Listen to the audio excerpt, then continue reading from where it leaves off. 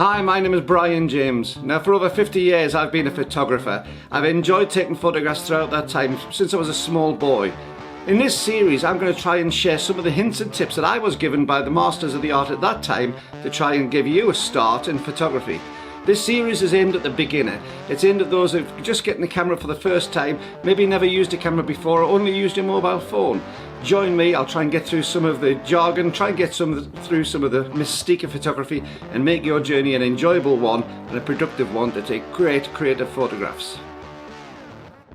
Hi and welcome to the second edition in this introduction to photography where I give you my hints and tips on how to take great photographs. Now, as I said in my first video, you should have reset your camera back to factory reset. That allows anything in the instruction book to be relevant to what's actually on the camera. The camera hasn't been taken away from its standard. I'm going to presume you've done that. But what's the next thing we need to do? We haven't taken a photograph yet. Well, the first thing I advise people to do is to switch everything to automatic on your camera.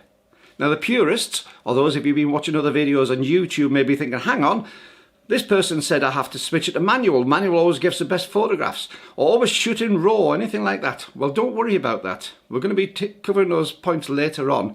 And they are really important for creative photography. But the minute, we're presuming this is your very first camera, or your first attempt at photography with a decent camera. So we just want to be able to get our first photographs. And these cameras really are quite intelligent things. Everything's automatic on them. The focus, the aperture, we'll come back to that in a later video. The shutter speed, again, we'll come back to that. The ISO, again, we'll come back. White balance, all these things which are adjustable. The camera can set it automatically for you to give you a great shot. So, what we need to do, we need to have a look at the little wheel on top. Most cameras will have something of a function wheel, a function setting on there. And this knob on this particular Olympus one is there. Now on this, I'm going to try turning it. It clicks from place to place. This was your little button in though. If you find your camera has a little button, if you find that it's difficult to turn, don't force it, whatever you do. It should be a very gentle movement to get it over. But quite often the cameras will have a lock on. Just press the button and it should release, and that'll allow you to turn it to a different place. Now most cameras, I would advise having a look to see if there's something which says auto, or maybe a green setting. Quite often they're marked in green. Or an iAuto, or IA, something like that will tell you that it's an automated setting on it, and it allows the camera's artificial intelligence inside to judge what it thinks is going to be the best shot. Now, it's not going to get it perfect every time, but what it does is it allows the camera to do a lot of the thinking for you. It does cut down on creativity later on, which is why we'll look at the other modes, but we'll cover those at a different time.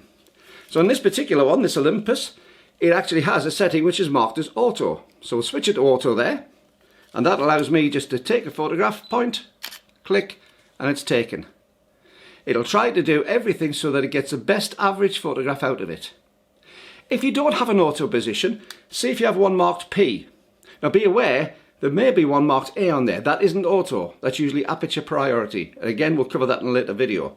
But if you have a P, that is a program mode, and it's as close as you can get to fully auto, and it's going to get you to the point where you can take your first photograph.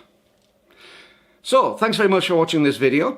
We're going to be covering lots more aspects as we go through, so keep on watching it for the other videos as they come along. In the meantime, my name is Brian James, I'm Micro Four Thirds Guy. If you found this video useful, there's a little PayPal link below to leave me a coffee, but whatever it is, hit the subscribe button. Give me a big thumbs up, and that helps YouTube to spread the algorithm so more and more people see it, and I'll see you in the next video. Bye bye.